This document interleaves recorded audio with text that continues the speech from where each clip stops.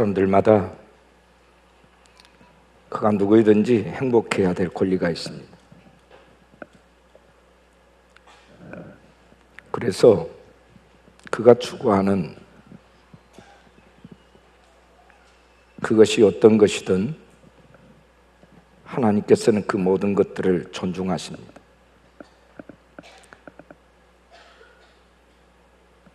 어떤 사람은 재물이 좀 넉넉했으면 좋겠다 하는 재물에 대한 그 욕구를 가지고 있습니다. 어떤 사람은 지적인 욕구를 가지고 있고 어떤 사람은 명예에 대한 욕구를 가지고 있습니다.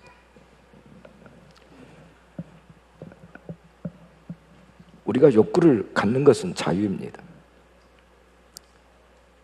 그러나 그것을 획득하기까지 추구하면서 내 것이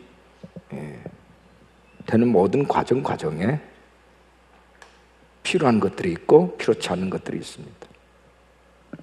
또한 모든 것을 다 가질 수는 없습니다. 중요한 한 가지를 위해서 다른 것을 포기하고 또 내려놓아야 할 때가 있습니다.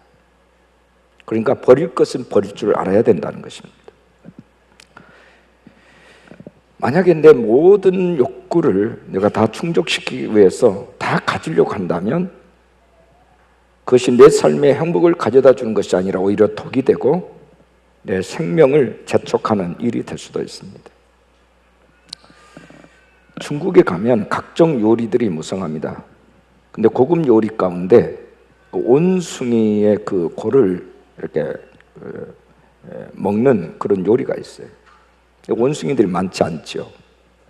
근데 중국에서는 야생 원숭이를 잡는 비결이 있다고 합니다.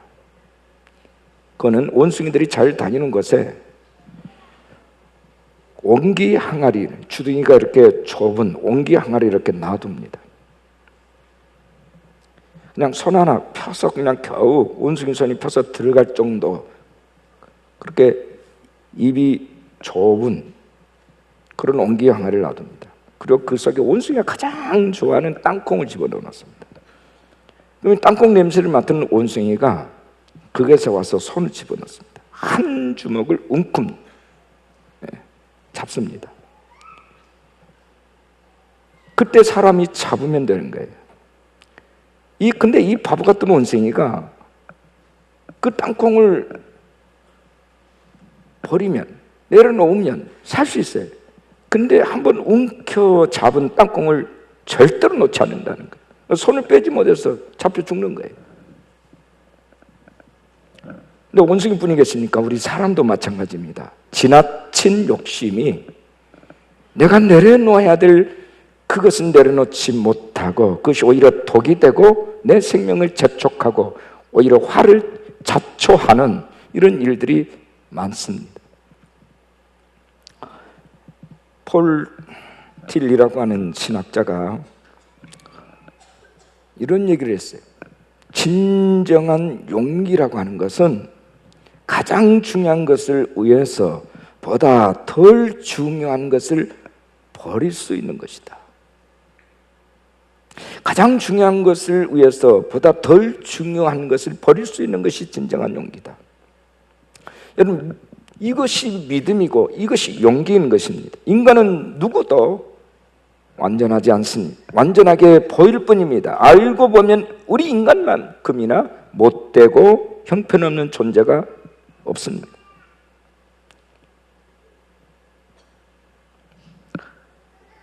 우리 인간이 신앙생활을 하면서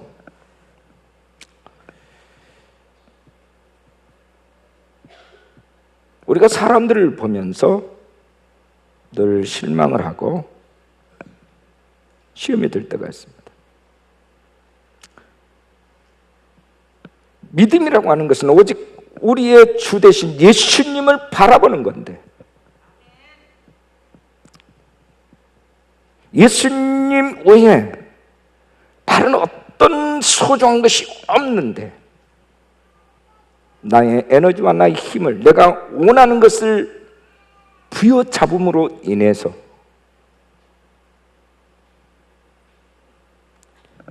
오히려 많은 것을 잃어버리는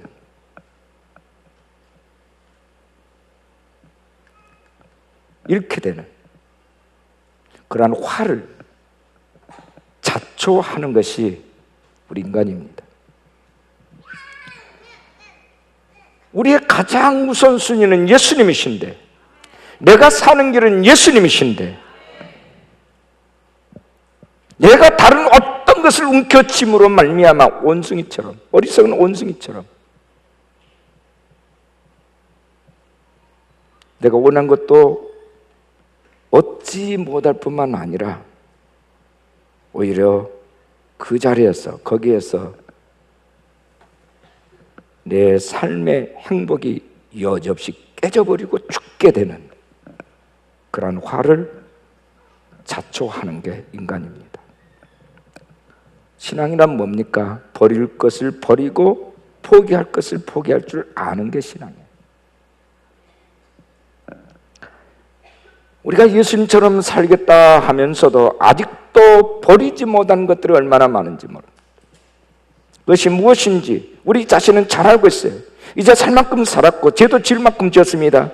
이제는 새로 져야 될 때가 됐습니다. 성경 말하기를 때가 찼고 심판의 때가 가까웠다. 예수님께서는 이 땅 오시자마자 심판을 얘기합니다. 심판은 먼 훗날의 것이 아니고 지금 너희 앞에 있다는 것입니다. 너희가 이 순간에 하나님의 부르심을 입는다면 이 심판대 앞에 서게 될 텐데, 그러면 너희들이 움켜쥐어 왔던 그 모든 것들이 과연 네 생명을 건질 수 있겠느냐.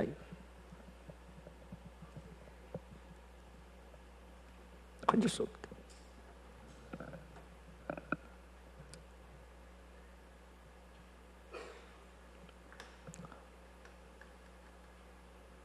신앙은 뭐죠? 우리의 대상이신 예수님을 믿는 거고 예수님처럼 사는 것입니다. 오늘 제목입니다. 우리 한번 따라하겠습니다. 예수님처럼. 예수님처럼. 저는 오늘 세 가지를 말씀드리려고 합니다. 예수처럼 사는 게 뭔가? 첫째는 기도 생활입니다. 예수님처럼 기도하겠습니다.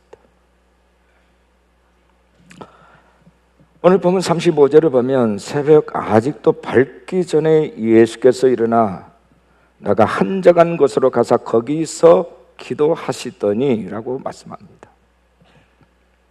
새벽 동이 트기 전에 일어나셔서 한적한 곳에 가셔서 조용한 곳, 하나님과 1:1로 만날 수 있는 그곳에 가셔서 기도하셨다. 예수님은 하루 일과를 기도로 시작하셨습니다. 하루 종일 복음을 전하고 많은 환자들 상대하고 지친 몸, 피곤한 몸인데도 주님은 또 산에 올라가서 또 기도하시면서 하나님께 영광과 감사를 돌려드립니다. 예수님의 일생은 기도로 시작해서 기도로 마칩니다. 예수님의 공생이 시작하기 전에 우리가 잘 아는 대로 성령에 이끌려서 광야로 나가서 40일 동안을 금식 기도하셨습니다. 그리고 사탄에게 마귀에게 시험을 받으셨어요.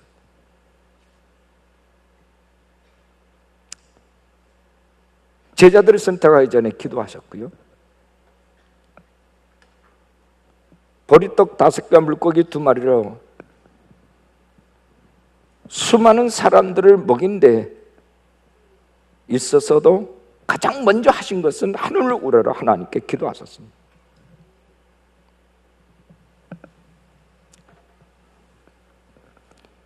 변화산에서 기도하셨고, 나사로를 살리기 전에 무덤 앞에서 주님은 기도하셨습니다. 십자가상에서 기도하셨고, 부활하신 후에도 우리 주님은 기도하셨습니다. 이런 기도의 모습들을 보면 오늘 예수 믿는 우리가 어떻게 살아야 되는지를 주님은 몸소 당신을 모델로 보여주셨습니다. 기도는 예수님에게 있어서 생명 그 자체였습니다. 그분은 하나님 자신이시고 그분은 메시아이기 때문에 어찌 보면 기도할 필요가 없으신 분이에요. 그러나 인간의 모습으로 오신 주님은 우리에게 가르치시기 위해서 하나님의 사람들은 이렇게 사는 거다. 육을 입고 있는 인간은 모두가 다 기도해야만 그의 생명을 유지할 수 있고 하나님께 영광 돌리는 삶을 살 수 있다. 그거를 주님은 몸소 삶을 통해서 보여주셨어요. 기도는 예수님의 능력의 원천이었습니다. 영적인 양식이었어요. 기도하지 않고서는 아무것도 하지 않으셨습니다. 아무것도 하지 않으셨어요.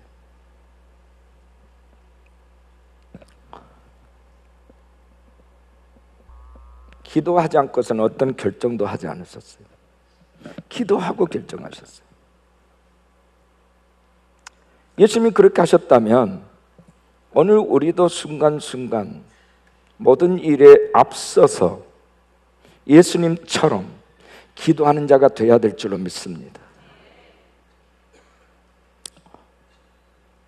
기도하는 것에 응답이 있고요, 기도하는 것에 하나님의 약속이 이루어집니다.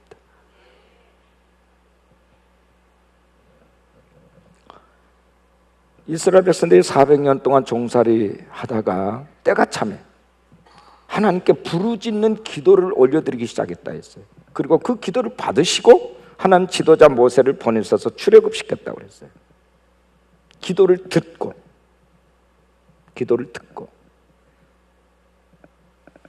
한자말 중에 줄탁동시라는 말이 있어요. 무슨 말이냐면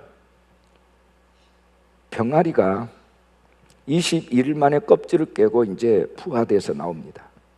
달걀 속에 있는 이 병아리가 부화돼서 나오는데 21일이 되면은요, 안에서 이제 나올 준비를 합니다. 그래서 제일 얇은 부분을 이 병아리가 부리로 이렇게 쪼아요. 삐약삐약 하면서. 그러면 그 삐약삐약 소리를 듣고 애미닭이 밖에서 탁 건드려줍니다. 밖에서. 그러면 그게 깨어지는 거예요. 자, 병아리가 안에서 삐약삐약 하면서 쪼는 것을 줄이라고 합니다. 그 소리를 듣고 밖에서 애미닭이 탁 깨어지도록 건드려주는 것을 탁이라고 그래요. 근데 이게 동시적으로 이루어져요. 그러면서 병아리가 나오는 거예요. 그래서 이걸 줄탁동시라고 해요. 하나님께서 많은 약속을 하셨습니다. 우리가 그 약속의 말씀을 마음으로 믿습니다. 내 마음으로 간직하고 믿는다고 해서 이루어지지 않습니다. 기도로서 우리가 줄하면 하나님께서 탁 하면서 열어주시는 거예요. 그러면서 그 약속이 이루어지는 거예요.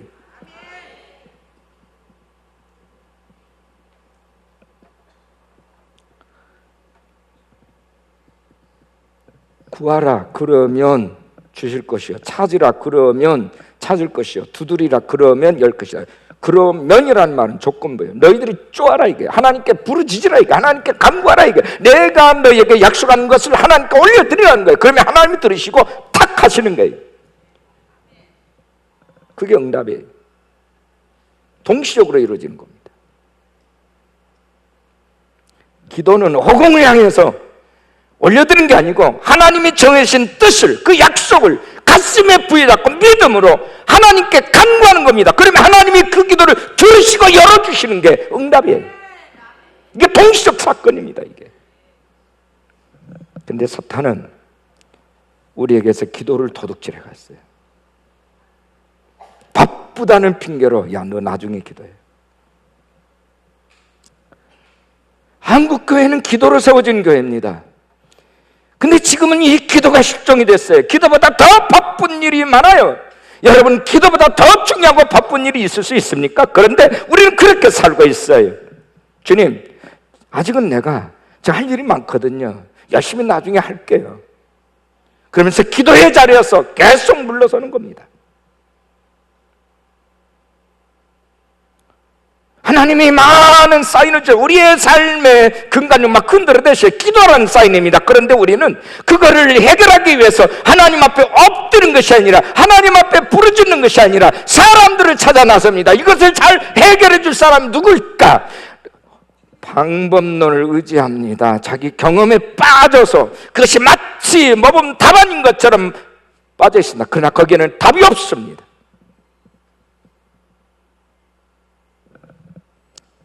똑똑하고 잘난 사람들이 크게 실패해요. 지나치게 자신의 머리를 과신하다가, 자신의 능력을 과신하다가,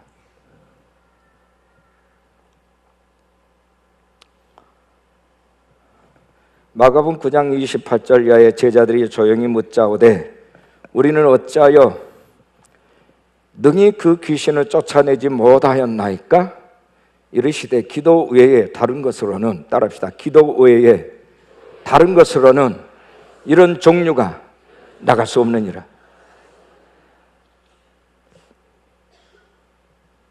주님, 우리에게는 믿음이 있습니다. 근데 귀신 들리는 게 귀신아 나가라 하는데 귀신 나가지 않고 오히려 우리를 조롱합니다. 왜 이런 일이 있을 수 있습니까? 주님은 딱 한마디 하시는, 기도 외에는 다른 종류가 나가지 않는다. 너희들이 기도하지 않았기 때문이다. 기도가 뭡니까? 하나님과 내 생명이 순간순간 연결되어 있는 생명줄이에요. 내 힘으로 귀신을 쫓아낸 게 아닙니다. 하나님의 힘으로, 하나님을 무서워서, 하나님의 호흡으로, 하나님의 함께 하심으로, 하나님의 능력 때문에 귀신이 무서워하는 거예요. 오늘 저와 여러분의 어떤 능력이나 개인적인 어떤 가능성 때문이 아닙니다. 우리는 원수 마귀를 이길 수가 없어요. 원초적으로 이길 수 없습니다. 왜? 사탄은 능력을 가지고 있거든요. 그는 영적 존재입니다. 우리의 지식으로, 우리의 노하우로 이길 수 없어요. 오직 주의 영이 우리와 함께 하실 때만, 주의 영의 도심을 끌어들이는 게 기도란 말이에요.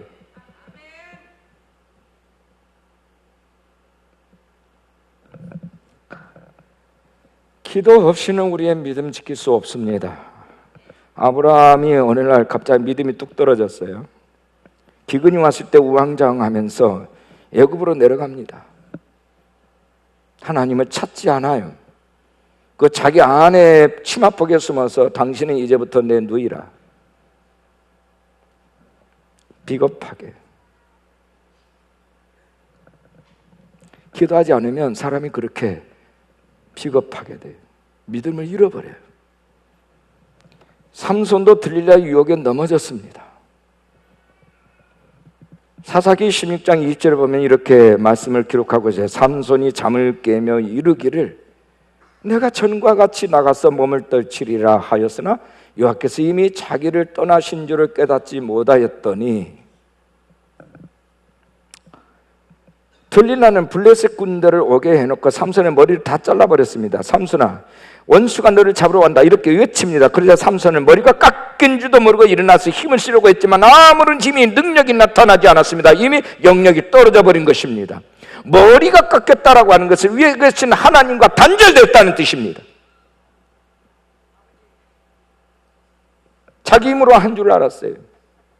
예전에도 이겼으니까 오늘 또 이길 거다. 그건 자기 생각이에요.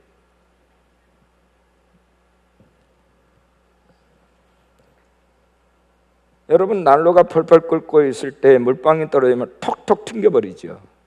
난로가 식어서 미지근해져 물방울이 떨어지면 피시 하면서 물이 고이게 됩니다. 지저분해져요.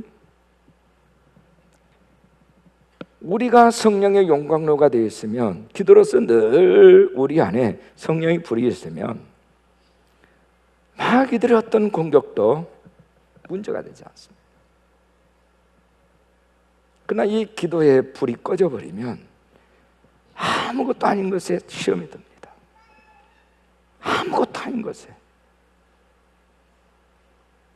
넘어지고 맙니다. 우리 옆에 사람은 한번 쳐다보시고요, 예수님처럼 기도로 승리하십시다. 기도로 깨어있으십시다. 아멘이십니까? 예수님처럼. 두 번째로는 예수님처럼 전도하자는 전도.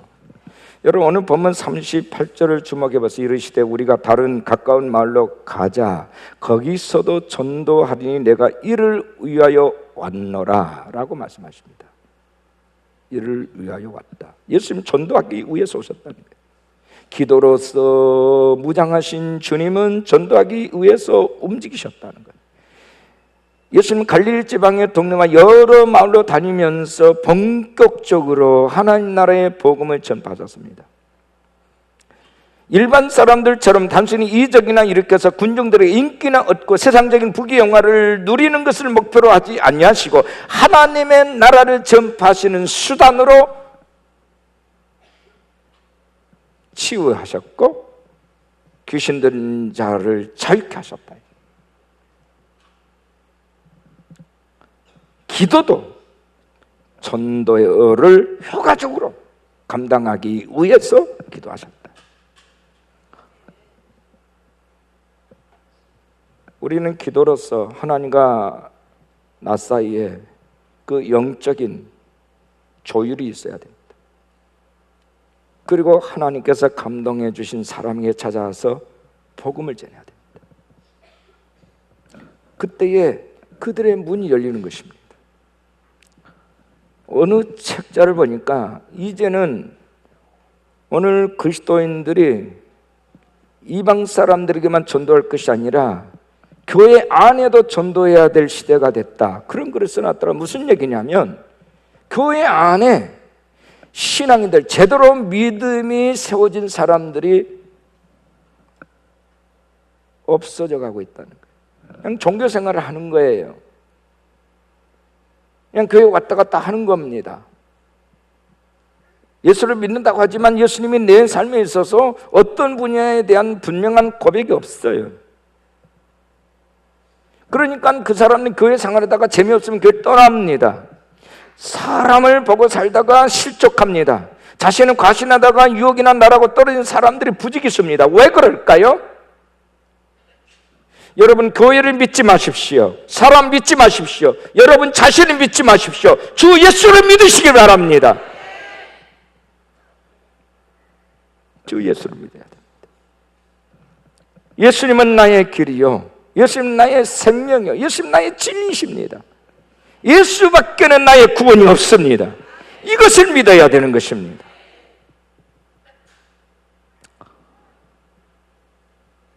제가 목회를 하면서 가끔 사람들이 와서 저한테 그런 얘기를 합니다. 참 답답할 때가 있어요. 목사님, 저분은요 옛날에 믿음이 엄청 좋았대요. 기도도 많이 하고요. 근데 지금 시험이 들어서 저러는 거예요. 네, 여러분, 이런 말을 들을 때마다 마음 한켠에 씁쓸합니다. 왜냐하면 본래 믿음이라고 하는 것은 그렇게 쉽게 변하는 것이 아니기 때문에. 성경은 우리의 믿음은 정금, 순금이라고 표현을 했습니다. 순금은 변하지 않습니다.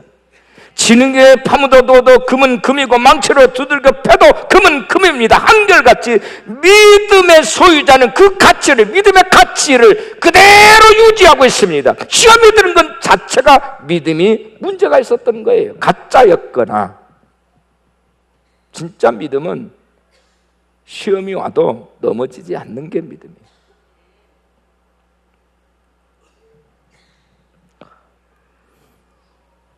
비슷한 것과 같은 것은 달라요. 비슷한 것과 같은 건 다릅니다. 비슷하다 해서 같은 믿음이 아닙니다. 또한 믿음 안에 열정이 있는 것은 사실이지만 열정 그 자체가 믿음은 아니에요. 사울이 열정이 있었죠. 그러나 그거는 가짜였어요. 바울이 되기 전까지는.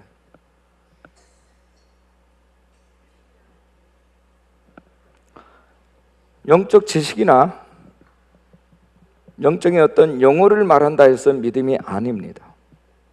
어떤 신령한 체험 그 자체가 믿음이 아니에요. 기복적인 것 만사형통 믿음이 아닙니다. 믿음은 예수 그리스도가 나의 주인 되는 것이며 그분을 위해서 죽는 것이 믿음입니다. 다시 말씀드립니다. 믿음은 예수 그리스도가 나의 주인 되시는 것이며 내가 그분을 위해서 죽는 것입니다. 주님의 생명과 내 생명이 연결되어 있어요. 조인되어 있어요. 예수님과 함께 죽고 예수님과 함께 사는 것이 믿음입니다. 그렇지 않으면 유사한 것이지 진짜가 아니에요. 그러니까 죽어야고 믿어야 변절이 없다는 얘기예요. 믿음의 갈등과 낙심이 왜 일어나는 것입니까? 내가 살려고 했기 때문입니다. 문제에 대하여 죽고, 사람에 대하여 죽고, 과거에 대하여 죽고, 고통에 대하여 죽고, 원수에 대하여 죽어야 됩니다. 이것이 십자가 정신입니다. 죽어야 사는 거예요. 신앙의 기본은 내가 죽고 예수가 사는 데 있어요. 여기에 생명 역사가 있어요. 하나님 미랄이 땅에 떨어져 죽지 않으면 하늘 그대로 있고 죽으면 사는 역사가 있어요. 이게 믿음이에요. 그래서 전도는 만만치 않습니다. 영적 전쟁입니다. 그래서 강력한 기도가 필요한 거예요. 기도하는 교회가 전도하고 전도하는 교회가 부흥하고 성장하는 것입니다. 목사님, 기도하지 않고도 교회가 부흥하던데요. 어느 교회는요, 그냥 교인들이 그냥 엄청 많아요. 군대 교인이에요. 그게 기도하는 거 내가 본 적이 없거든요. 여러분, 신천지가 엄청나게 많이 모입니다. 그럼 여러분, 그게 사람 많이 모이면 부흥이고 성장입니까?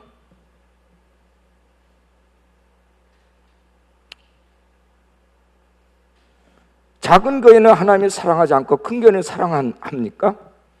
중요한 것은 믿음의 본질이에요. 하나님과 조인된 생명이 얼마나 되느냐, 이게 중요해요. 예수를 위해서 살고 예수를 위해서 죽을 수 있는 사람이 얼마나 되느냐, 여기에 관건이 있어요.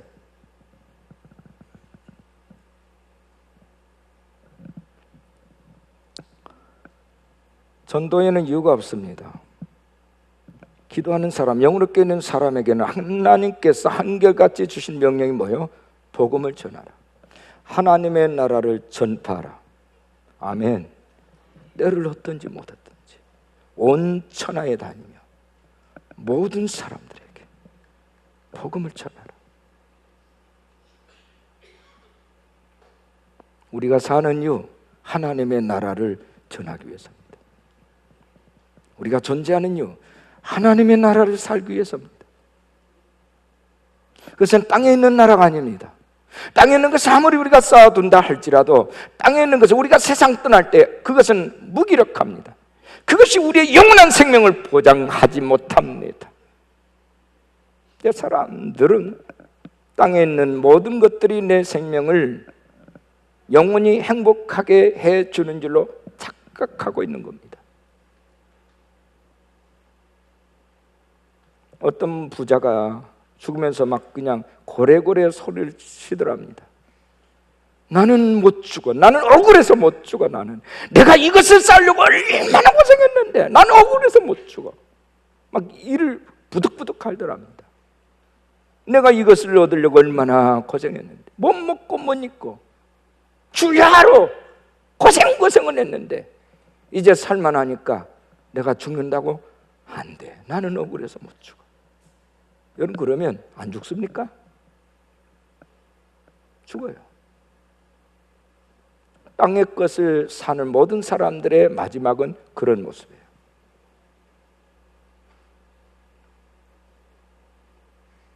저와 여러분의 하나님 나라의 가치가 우리의 가슴 속에서 절대적이지 않으면 우리는 마지막에 그렇게 돼요.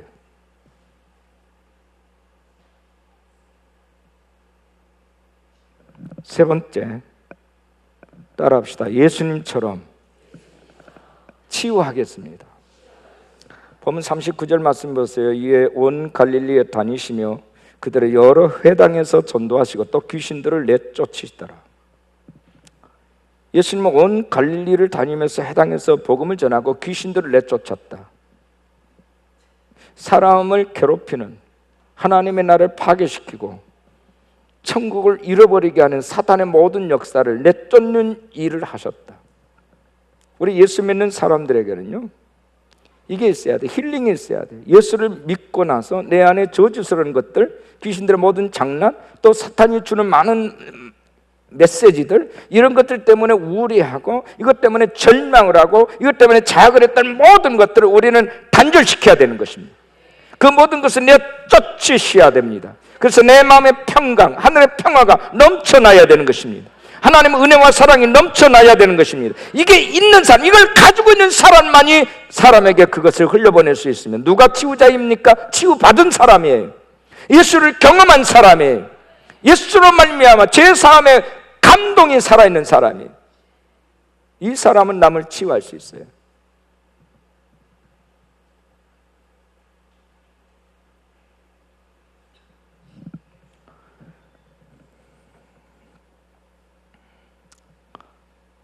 우리는요, 공동체입니다. 가족이에요. 여러분 혼자 살 수 있으세요? 가족이라고 하는 것은요,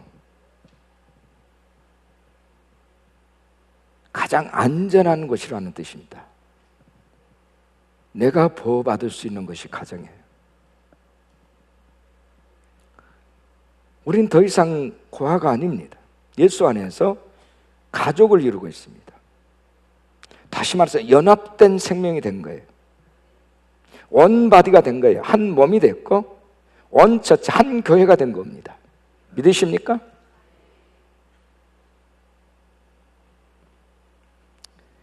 우리 몸에는 여러 지체가 있어요. 손이 있고 발이 있고 눈이 있고 귀가 있어요. 손이 발대로 너 필요 없다 할 수 없어요. 눈은 눈대로 소중하고 귀는 귀대로, 손은 손대로, 발은 발대로 소중합니다. 이 지체 중에 하나만 없어도 그는 장애를 입어야 돼요. 모든 삶의 균형이 깨어질 수밖에 없어요. 진정한 행복은 연합되는 데 있어요. 여러분, 우리나라 중고등학생들이 공부를 세계에서 제일 많은 시간을 투자해서 합니다.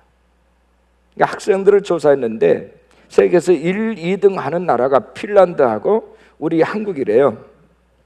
근데 재밌는 거는 핀란드 애들은 하루에 평균 공부량이 4.5시간이에요.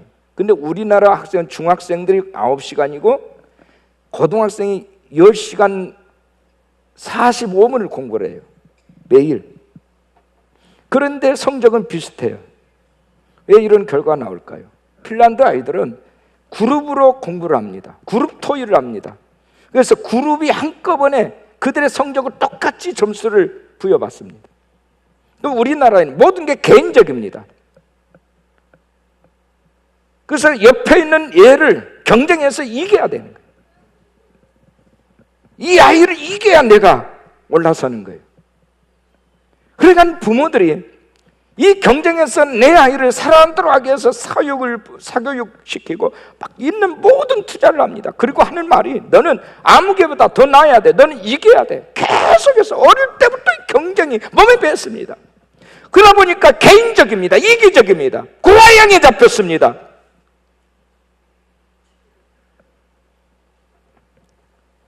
연합이라는 것이 뭔지를 모릅니다. 교회 생활을 해도 개인적이에요. 내 옆에 있는 사람의 소중함을 몰라. 같이 협력하면 이것이 더 큰 힘이 되고 더 큰 능력이 된다는 사실을 몰라요. 그렇게 배워본 적이 없어요. 고아처럼 살았어요. 우리 사회가 혼란스러운 것은 바로 이 문제 때문에. 한 사람 개체적으로 보면 다 똑똑하고 유능해요. 그런데 연합이 안 돼요. 서로 싸워요. 정치권이 그렇고 사회가 그렇고 일터가 그렇고 학교가 그래요. 가정에서도 부모들이 부추깁니다. 너는 뭐가 잘못나? 너는 뭐가 부족했어? 너는 맨날 꼴찌만 하느냐? 너는 1등 할 수도 있는데 너는 항상 2등이더라. 맨날 이 소리 들어봤어요. 그러나 아이들은 전투적으로 살아야 해요. 기독교 신앙의 바른 가치관은 1대1이 아니에요. 1대1의 양육의 함정이 뭔 줄 아십니까? 공동체 정신이 결여된다는 거예요. 더불어 사는 이 마음을 가르치려면 공동체 훈련해야 됩니다. 공동체. 여러분 신앙을 도각하지 마십시오. 제일 위험한 사람입니다. 신앙은 도각하는 게 아니에요.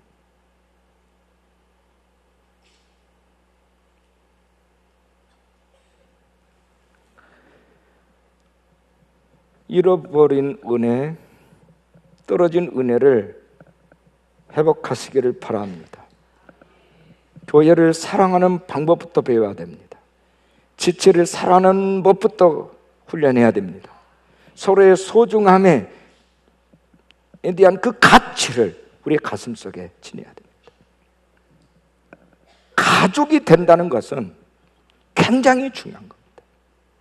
가족에서는 허물이 덮어집니다. 허물이 허물되지 않습니다. 그의 아픔이 나의 아픔이고 그의 기쁨이 나의 기쁨이, 이게 가족입니다. 이게 교회입니다. 교회가 가족이 될 때 이 나라를 바르게 선도해 갈 수 있습니다. 교회가 가족이 되기를 거부하면 이 나라와 우리 사회를 살릴 수가 없습니다. 여러분의 가정 안녕하십니까? 아비의 마음이 자녀에게로 돌이키게 하고 자녀의 마음을 아비에게로 돌이키게 하라. 돌이키지 아니하면 두렵건대 내가 너에게 저주로 칠까 하노라. 이게 말라기 4장 6절입니다.